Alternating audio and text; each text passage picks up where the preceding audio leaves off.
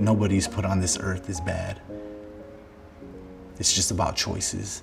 Most of my memories from my childhood were bad. My mom she was from a gang. She started using drugs long before I was ever born. My dad, I didn't meet my dad until I was maybe 6 or 7 years old.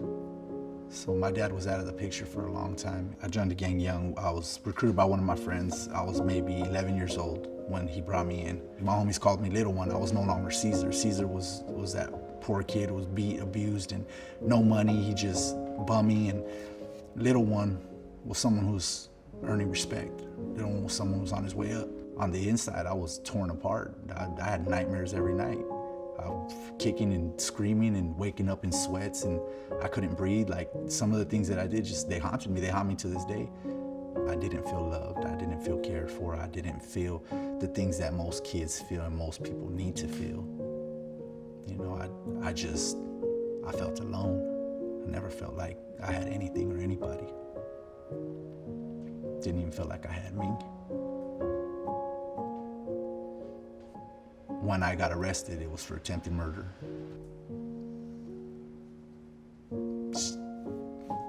It's stupid. It's a garbage-ass lifestyle. I was sentenced to 13 years. For the past few years, I would think about the fact that he did survive. I would think about how my crime actually affected him.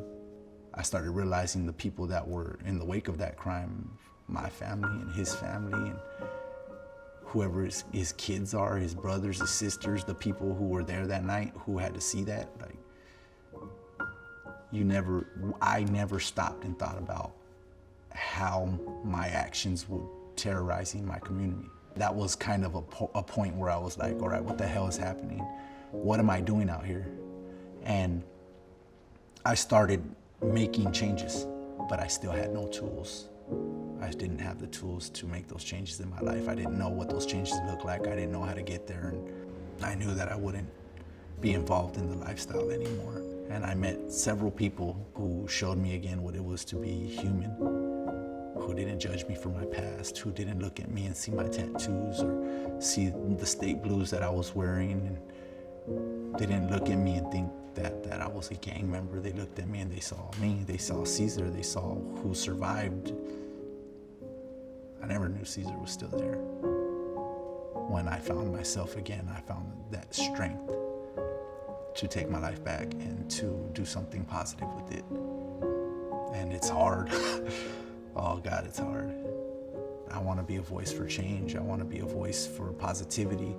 I want people to know that no matter where they come from or who they were, that they don't have to be defined by the choices they've made in their past. I want to help people find their way out. If we can actually use our abilities, our strengths, our kind hearts, our good hearts, and take everything in stride and understand that there's something more for each of us out here, and just push through that, then I don't know, I think we could change the world, even if it's just our own world. That's kind of how you start though, right?